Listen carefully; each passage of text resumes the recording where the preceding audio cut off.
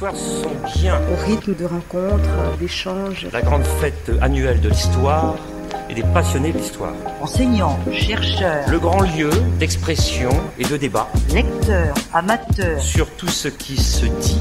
Curieux, rêveurs. Sur tout ce qui s'écrit. Qui aident à prendre la mesure des choses. À éclairer le présent et l'avenir. Dans l'espace et dans le temps.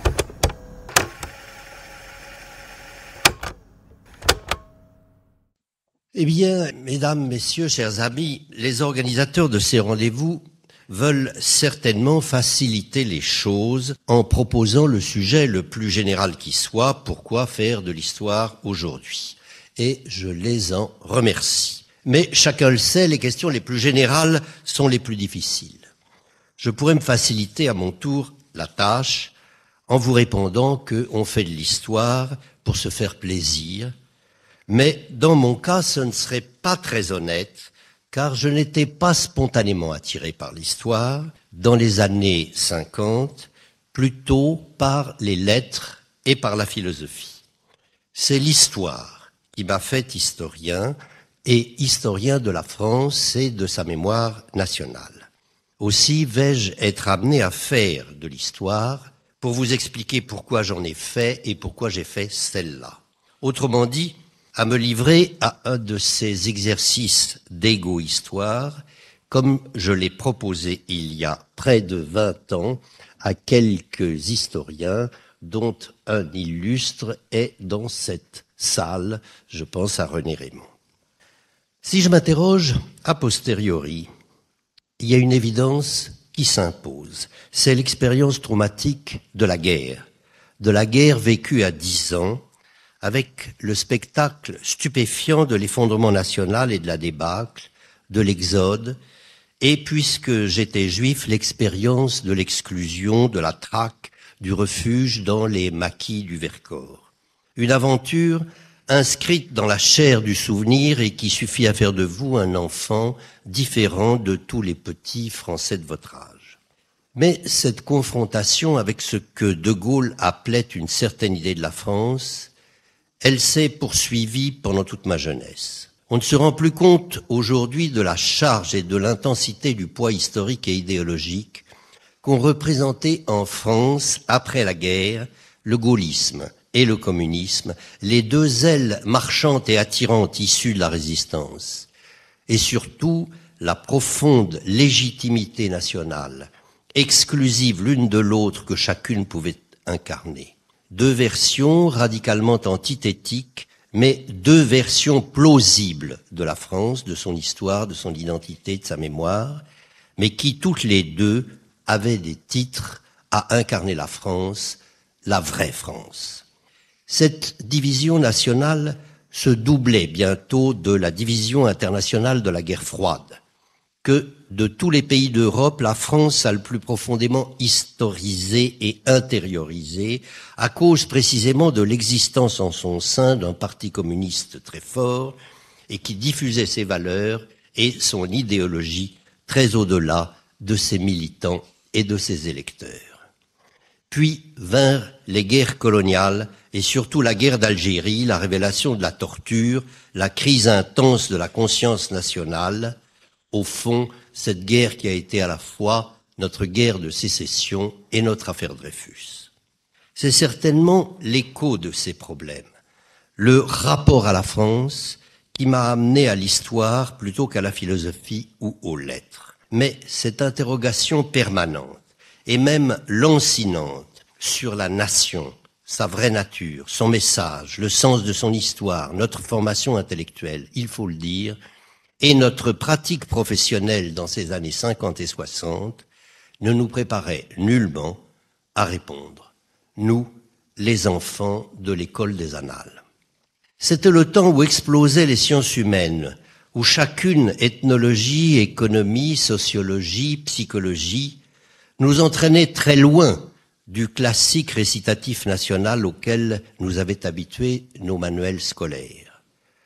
Du marxisme ambiant, du structuralisme régnant, de la psychanalyse diffuse, on retenait que l'économique primait sur toutes les autres formes de détermination économique, que les économies étaient commandées par des rythmes, des conditionnements, des déterminismes qui dépassaient les consciences et les volontés individuelles, et que les hommes, acteurs de l'histoire, exprimaient en fait autre chose que ce qu'ils croyaient dire, agissaient pour des motifs qu'ils ne soupçonnaient pas eux-mêmes et aboutissaient à des résultats qu'ils n'avaient pas voulu.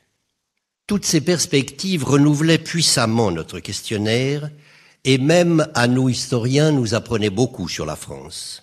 Mais plus elles renouvelaient nos connaissances sur sa démographie, ses populations, son économie, ses mœurs, ses régions, ses mentalités, plus se dissipait le modèle unitaire de la France que l'on nous avait appris, au point de se demander ce que l'on désignait exactement en parlant d'elle au singulier. Il n'y a qu'à consulter les 3 volumes de Faire de l'histoire, cet état des lieux que j'ai dressé en collaboration avec Jacques Le Goff et beaucoup d'historiens. Il suffit de les regarder pour constater que si la fécondité de l'histoire par les sciences humaines avait abouti à une prodigieuse effervescence de la discipline, la dimension proprement nationale, en tant que telle, y était totalement absente. Eh bien, c'est ce hiatus entre l'expérience historique vécue et l'expérience intellectuelle qui m'a personnellement plongé dans le malaise.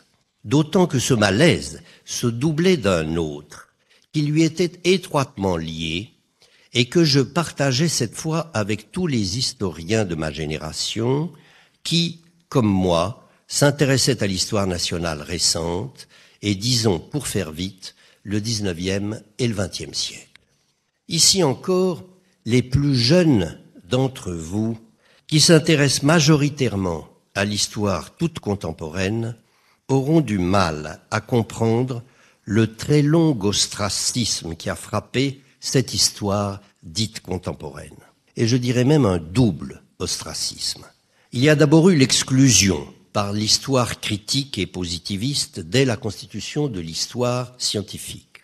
L'histoire contemporaine, c'est-à-dire considérée depuis l'époque de la Révolution, paraissait suspecte, non scientifique, frappée d'illégitimité et, par manque d'archives et par manque de recul, inhibée d'un jugement qui ne pouvait pas être objectif. Comme le proclamait un rapport officiel sur l'état de cette histoire à l'époque nouvelle, dans les années 1870, le passé, disait-il, seul appartient à l'histoire, le présent à la politique et l'avenir à Dieu. Le délai de droit commun pour la communication des archives jusqu'à la loi de 1979 n'a pas facilité les choses. 60, parfois 100 ans de délai, parfois 120 ans même, et encore aujourd'hui, les délais sont suffisamment dissuasifs pour empêcher une histoire souvent toute récente. Mais les annales, il faut le rappeler, ont reconduit longtemps cette exclusion, non par principe, ni probablement dans ses débuts. Au contraire, la volonté d'abolir toutes les frontières de l'espace et du temps, comme toutes les barrières mentales, prédisposait les fondateurs de la revue à s'intéresser au bouleversement du monde après la Première Guerre, et l'on peut même voir, dans L'étrange défaite de Marc Bloch, une des analyses les plus pénétrantes de la France des années 30. Mais la croisade contre l'histoire événementielle a entraîné condamnation d'une histoire nationale que les positivistes, il faut l'avouer, avaient réduit à une plate énumération de dates, à un récit sans âme des faits purement politiques et diplomatiques, pauvrement articulés sur des concepts aussi faibles que les causes et les conséquences.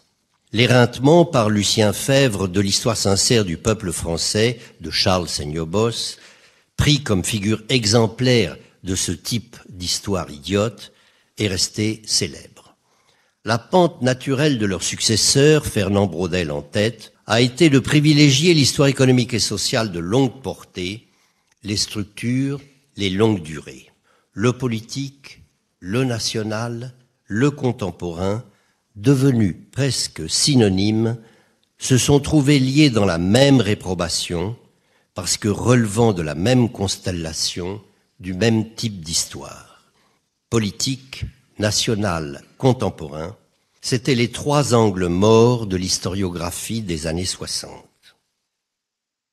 Je me suis personnellement longtemps débattu dans ce nœud de problème qui m'apparaissait de manière obscure et indéfinissable, étroitement liés les uns aux autres. La clé de l'un devait être, en même temps, la clé de l'autre.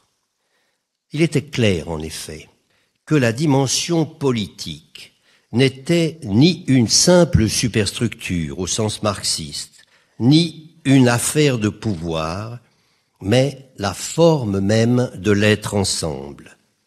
Une histoire politique neuve, faite d'économie, mais aussi de philosophie, de droit, de littérature, était sans doute cette vraie histoire totale que les historiens des annales avaient voulu faire contre la vieille histoire politique traditionnelle et contre son étroitesse.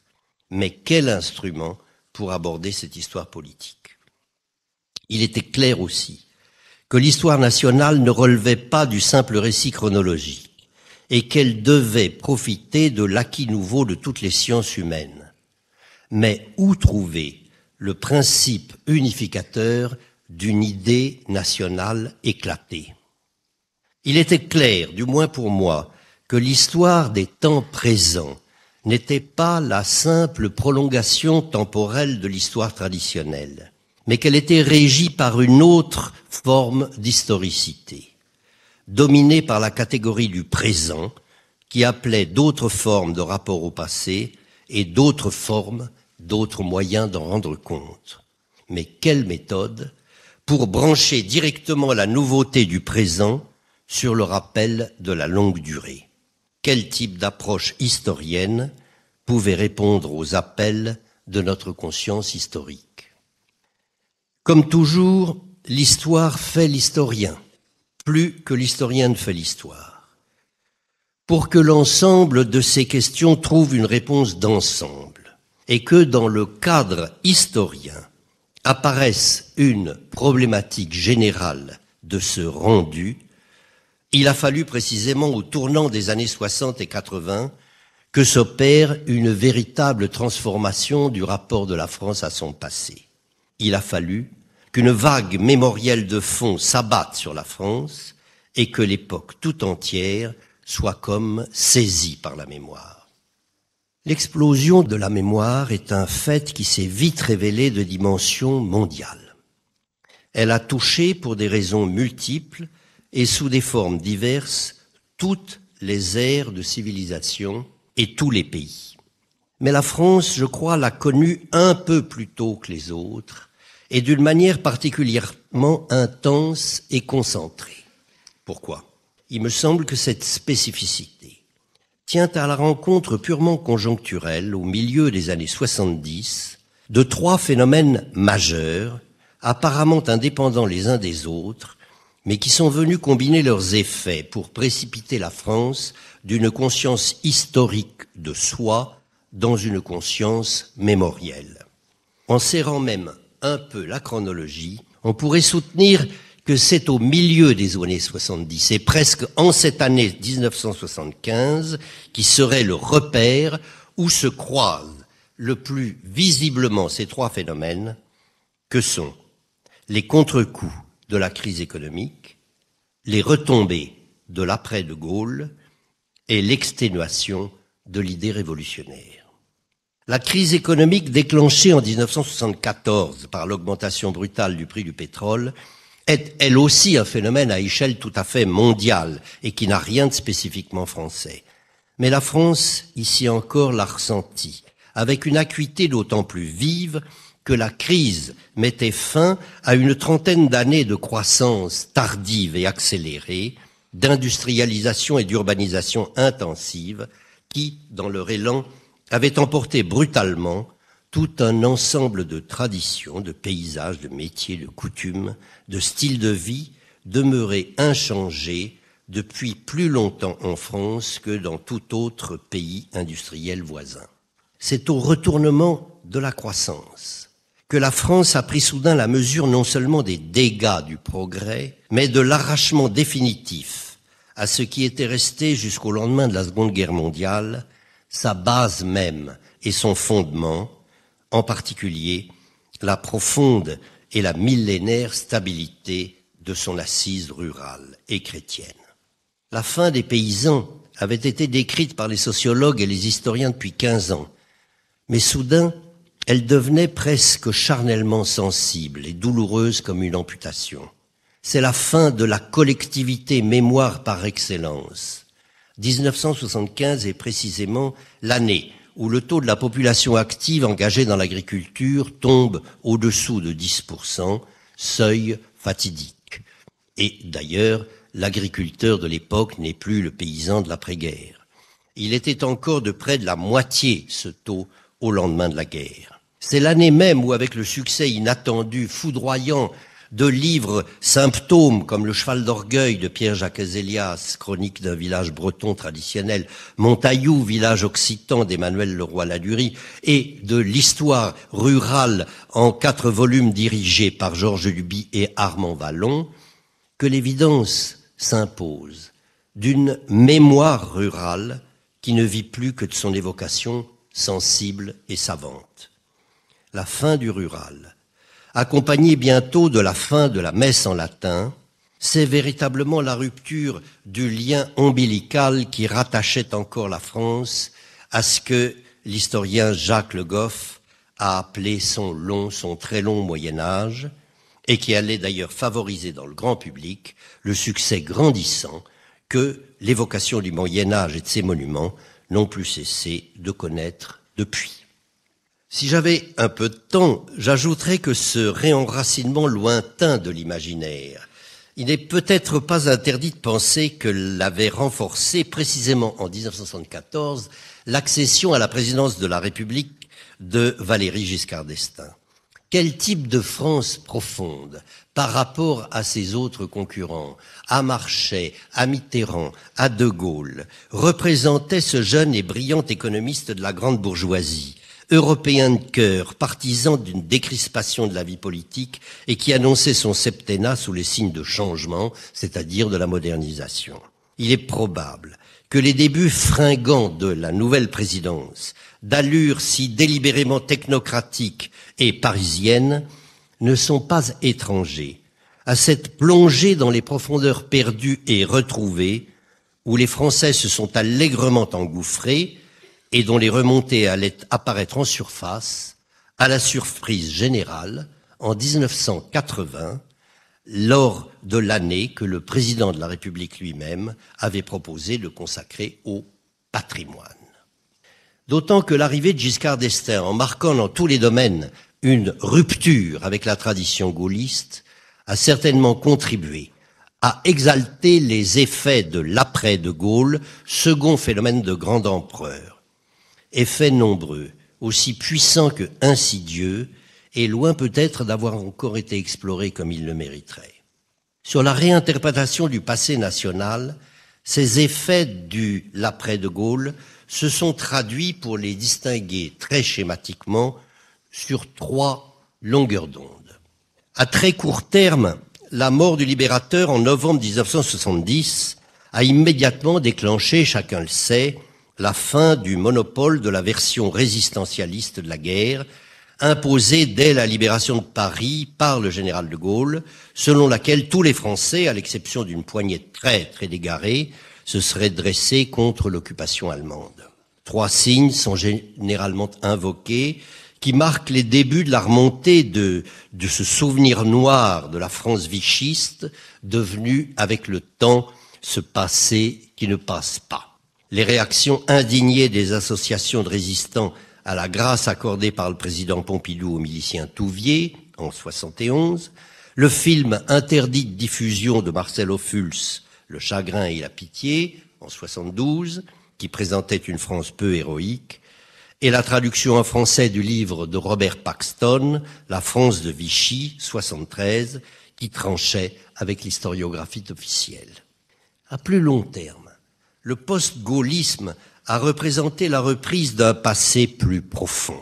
Au vu de la survie des institutions de la Ve République, que l'on avait d'abord cru tailler sur mesure pour le général, Et quand François Mitterrand, leur plus grand adversaire quand il était dans l'opposition, les a adoptés sitôt son arrivée au pouvoir, le pressentiment s'est confirmé dans la conscience nationale que le général de Gaulle avait gagné son pari historique, le rééquilibrage des institutions que la chute de la monarchie absolue avait altéré depuis la Révolution. Un pressentiment que François Furet, par exemple, traduisait en 1978 par la fameuse formule de son livre « Penser la Révolution française », la Révolution française est terminée. Du même coup, c'étaient les 2 siècles derniers qui se trouvaient réinsérés dans la longue durée et dans la continuité de l'État-nation. Une réévaluation positive s'amorçait de tout le passé monarchique et contre toute attente, l'improbable millénaire Duc Capet en 1987, que Laurent Theiss devant moi a fort bien étudié, avait, avant le 1500e anniversaire de Clovis en 1996, le succès même de ces manifestations allait se révéler comme un succès populaire sur le thème « La France à 1000 ans ». Plus généralement encore, je crois que la montée au zénith de la dernière des grandes figures de la nation a valu rafraîchissement de la galerie tout entière. L'on ne peut pas ne pas mettre en rapport la revalorisation du grand homme avec ce retour en force de la biographie historique, genre florissant ces dernières années après un si long ostracisme. Et plus profondément encore, avec une sensibilité renouvelée des Français à une certaine idée de la France, c'est-à-dire non plus seulement son histoire, mais ses paysages, sa cuisine, ses terroirs, ses traditions. Une sensibilité qui expliquait à coup sûr la montée en flèche de l'extrême droite et du Front national de Jean-Marie Le Pen, mais qui s'exprimait aussi à gauche par une relégitimation du souci de la nation, réalité sur laquelle on se plaisait à souligner à la faveur du déclin de l'idée révolutionnaire que le marxisme avait achoppé.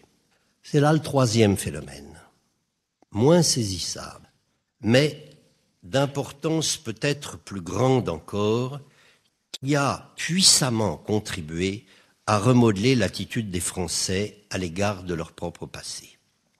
L'effondrement intellectuel du marxisme, le discrédit radical jeté sur l'Union soviétique de l'époque, le déclin rapide du Parti communiste en France, qui mobilisait encore quelques années avant jusqu'au quart du corps électoral, la chute de son rayonnement sur une grande partie de l'intelligentsia française sont les faits majeurs de ces années-là.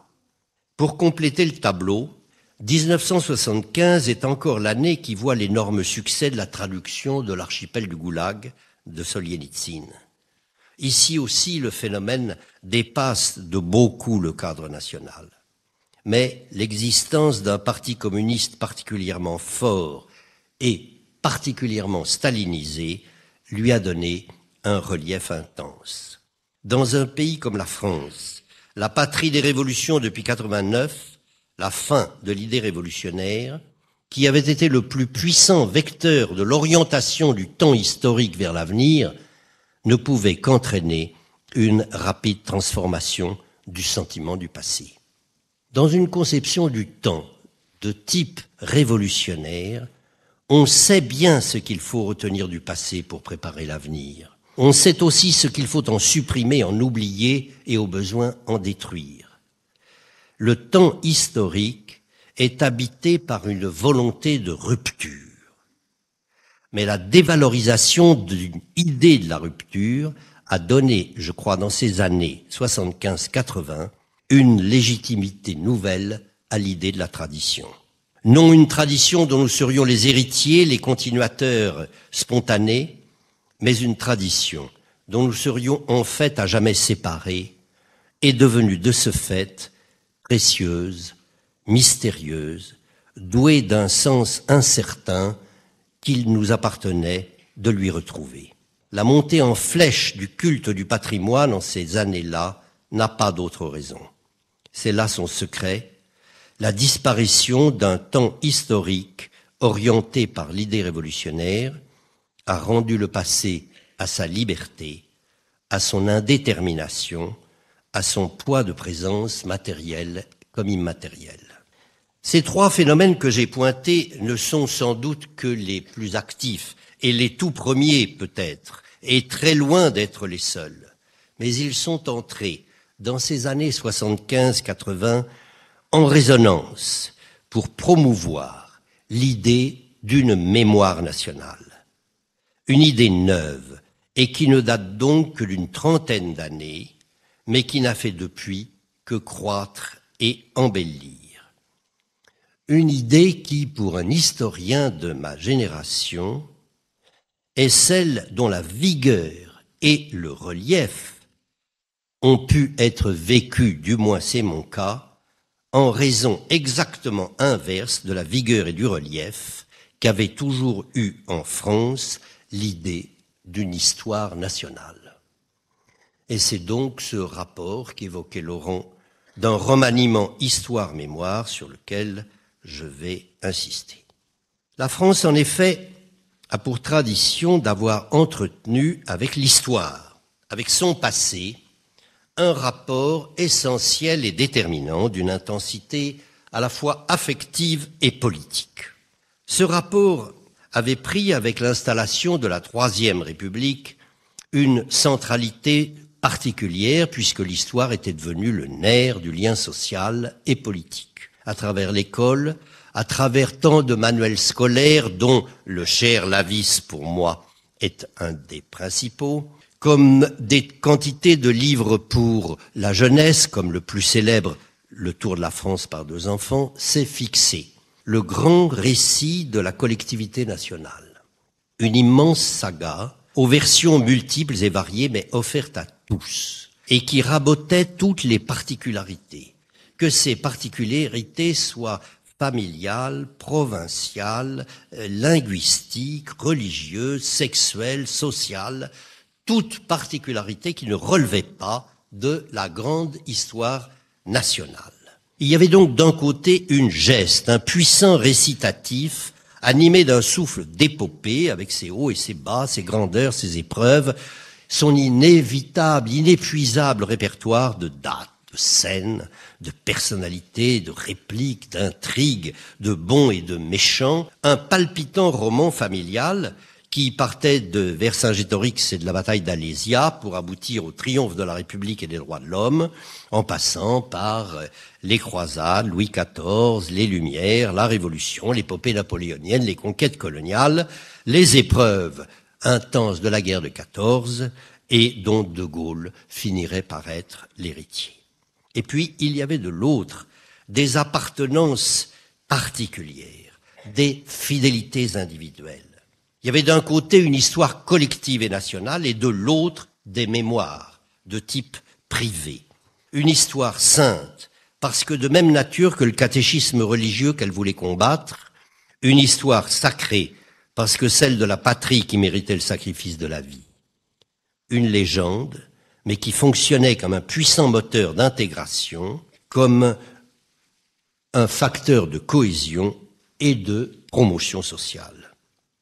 Et puis, des mémoires de groupe, c'est-à-dire des mémoires de minorité.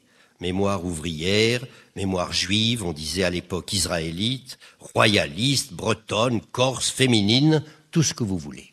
C'est sur cette division que s'est construite l'identité française traditionnelle et qu'elle s'est fortifiée depuis un siècle. Et c'est ce moule, précisément, qui s'est brisé. Il s'est brisé sous l'effet d'un double mouvement, un délitement interne du mythe porteur, d'un projet national et un affranchissement libérateur de toutes les minorités.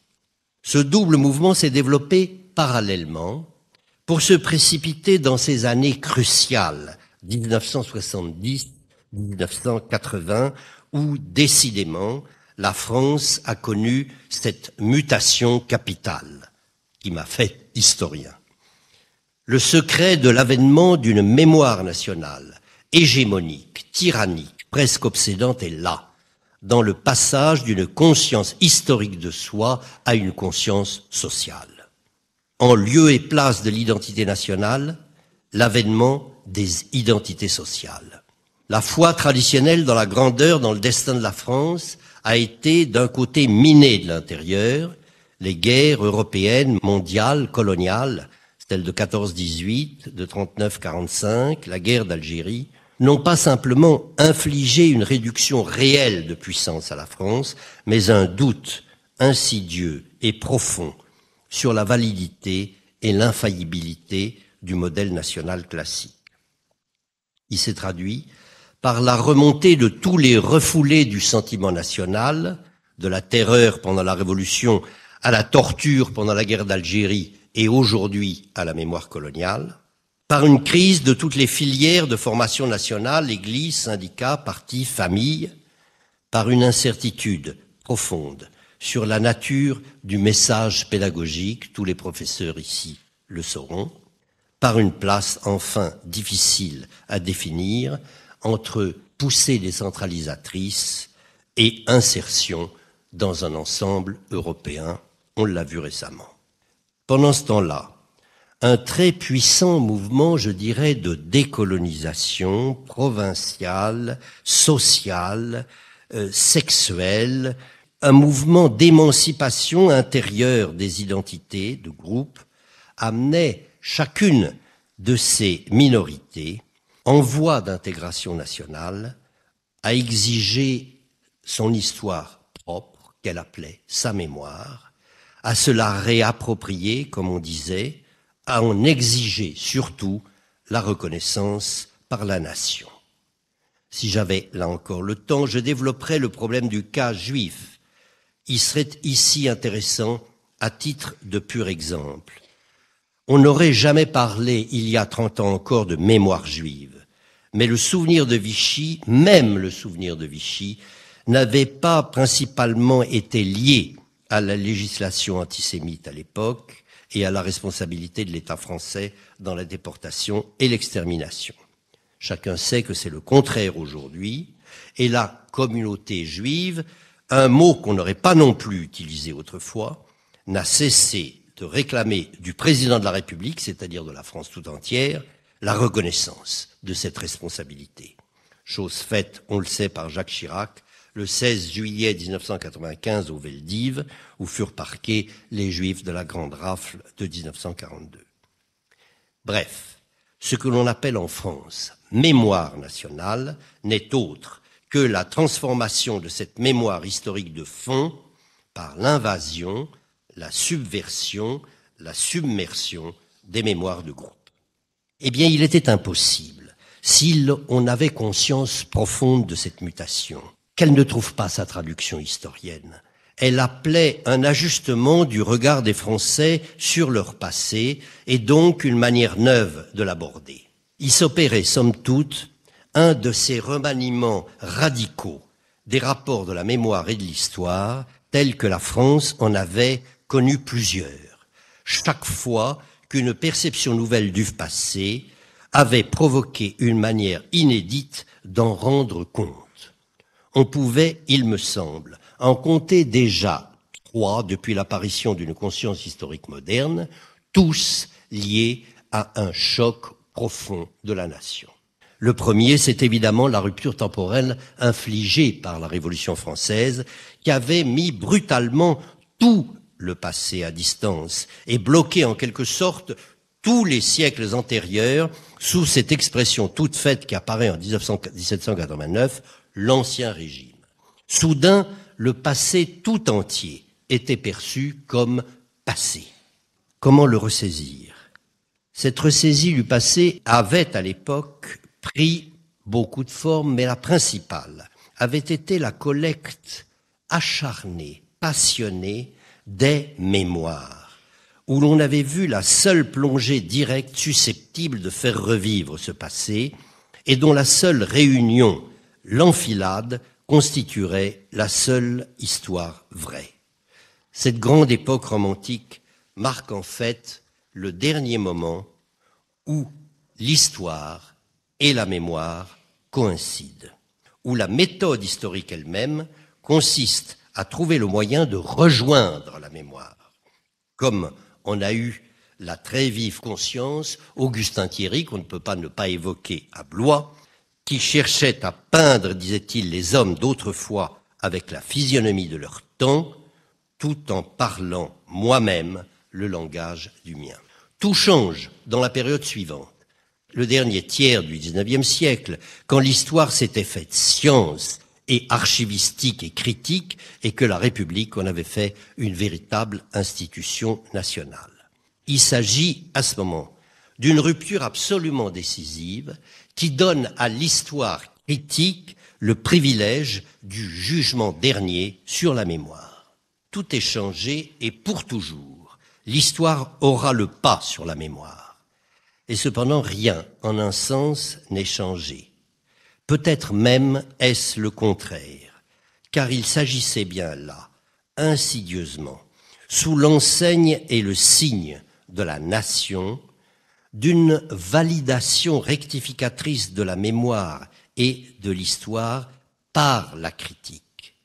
Une autre adéquation de la mémoire et de l'histoire s'établissait dans le cadre référentiel et hégémonique de la nation.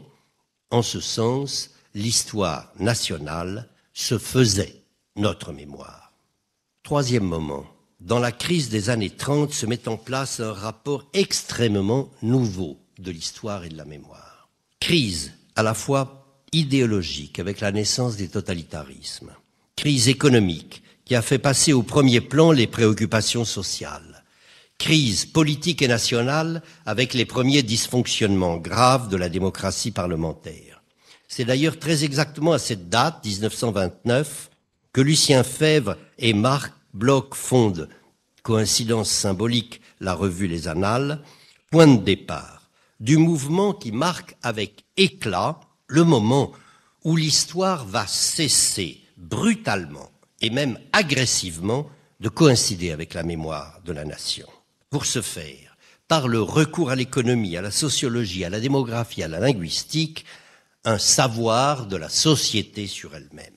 C'est ce divorce avec la mémoire nationale, je crois, de la mémoire transmise, de la mémoire acquise, de la mémoire admise, qui explique assez, je crois, les longues résistances des institutions officielles à la pénétration de l'esprit des annales, et même le parfum de scandale qui a pu entourer les débuts des annales. Sous le projecteur des sciences humaines, en effet, c'était la nation comme cadre d'étude qui paraissait éclater vers le haut et vers le bas, vers des réalités infranationales de la région, du département, du village même, vers des réalités supranationales, des grands courants économiques et des cycles démographiques. Bien pis, la mise en évidence de structures qui enserraient la vie des hommes et des peuples comme dans des prisons dont ils n'avaient même pas conscience, désubjectivisait très profondément et gravement une tradition nationale vécue, avec laquelle chacun pouvait s'identifier. Plus grave encore, l'irrécusable vérité scientifique des moyennes, des statistiques, bousculait l'évidence de la tradition vécue, et même souvent en prenait le contre-pied. Vous croyiez vivre avec l'idée que la Révolution était née de la misère? Eh ben non, elle est née de l'enrichissement du XVIIIe siècle. Voyez les chiffres. Vous pensiez que Voltaire et Rousseau avaient été origine intellectuelle de la Révolution? Eh bien non. Faites la statistique de bibliothèque et de ce qui se lisait au XVIIIe siècle et vous verrez que la production livresque montre le poids écrasant de tous les livres de religion. Et ainsi de suite. Ce divorce entre l'histoire et la mémoire nationale, je crois qu'il a paru encore relancé dans les années 60, à l'enseigne de la nouvelle histoire, par deux phénomènes capitaux de l'après-guerre qui ont combiné leurs effets pour transformer la conscience nationale et son rapport au passé. Ces deux phénomènes, c'est bien évidemment la décolonisation d'une part et la croissance économique de l'autre. La décolonisation a confronté la raison occidentale à d'autres types de cultures, de civilisations, de mentalités, et la croissance économique a éloigné tout notre passé vers une étrangeté sans retour. Elle a établi le besoin d'histoire sur le sentiment de la perte, de la coupure, de la séparation définitive. L'ethnologie, structuralisme, le relativisme lévi-straussien ont joué à ce moment-là, pour moi au moins, un rôle déterminant. L'histoire était jusque-là l'opération intellectuelle qui consistait à supprimer la distance qui nous séparait du passé. Elle se mit soudain à devenir l'opération qui mettait en relief cette distance. Les deux phénomènes de la décolonisation et du décollement économique ont contribué à faire de l'histoire, au lieu d'une continuité de nous-mêmes à travers le temps, la reconstitution de nous-mêmes comme autres. Une histoire des différences, non plus des ressemblances et des similitudes. L'histoire dite des mentalités, qui a dominé en France les années 60 et 70, a été en ce sens la reconstitution savante, indirecte, par documents courbes et statistiques interposés de mémoires mortes. C'est à une récomposition d'un type encore différent qu'il m'a semblé que nous assistions il y a une vingtaine d'années. Elle était commandée par l'avènement d'une mémoire généralisée. Le mécanisme essentiel en était ce qu'il était convenu d'appeler l'accélération de l'histoire, c'est-à-dire la disparition de plus en plus rapide de toute chose et l'entrée dans un futur de plus en plus incertain. La condamnation à la mémoire vient de l'obscurcissement de l'avenir qui s'est surajouté à l'obscurcissement du passé dont nous sommes à jamais coupés. Nous ne savons plus où nous allons et du même coup, nous ne savons plus d'où nous venons. C'est en effet autrefois la claire vision de l'avenir et de ses fins, que ce soit une restauration, un progrès indéfini, une forme de révolution, qui nous dictait ce que nous devions retenir du passé pour préparer cet avenir. Cette anticipation spontanée de l'avenir a disparu comme l'appréhension naturelle du passé. Et du même coup, voici notre présent acculé à la mémoire, c'est-à-dire au fétichisme de la trace, à l'obsession historienne, à l'accumulation patrimoniale, à la dilatation à l'infini des expressions de la vie nationale, mais non plus seulement son histoire, ses paysages, ses traditions, ses cuisines, ses productions disparues, tout à la fois. Tout est historique, tout est digne de souvenir, tout relève de la mémoire. Que devient alors notre mémoire nationale héritée dans ce régime de mémoire généralisée? C'est la question que je me suis posée. Ou si l'on préfère, que devient notre mémoire nationale traditionnelle quand elle s'évanouit, pour n'être plus revitalisée que par sa propre histoire? Le problème que je n'avais cessé de me poser m'a paru enfin trouver à l'époque sa solution. Elle m'a entraîné pendant 10 ans dans un repérage de ses principaux lieux, matériels ou non, où cette mémoire s'était électivement incarnée et qui, par la volonté des hommes ou le travail des siècles, en était resté comme ses principaux symboles et représentations. C'est ce vaste inventaire qui a abouti, avec le concours de près de 120 historiens, aux 7 forts volumes que certains d'entre vous connaissent des lieux de mémoire, où quelqu'un comme Jacques Le Goff a bien voulu voir, non pas une histoire de France, au sens traditionnel du mot, mais l'histoire dont la France avait à l'époque besoin. Et c'est ici évidemment que, pour conclure, je voudrais, il en est bien temps, essayer de répondre d'un mot à la question qui m'était posée. Pourquoi faire de l'histoire aujourd'hui?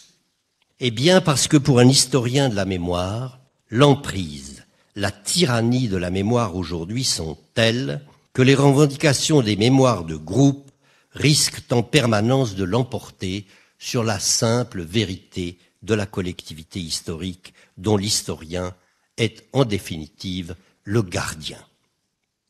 Dans un monde où il y avait une histoire collective et des mémoires particulières, L'historien avait sur le passé une manière de contrôle et de monopole exclusif. À lui revenait l'établissement des faits, l'administration de la preuve et la distribution de la vérité. C'était son métier et c'était sa noblesse. Aujourd'hui, l'historien est loin d'être le seul dans la production du passé, dont il est d'ailleurs maintenant des usages multiples, touristiques ou commerciaux, ou politiques. Il est dépassé, l'historien, dans ce rôle, par le témoin, par les médias, par le juge, par le législateur.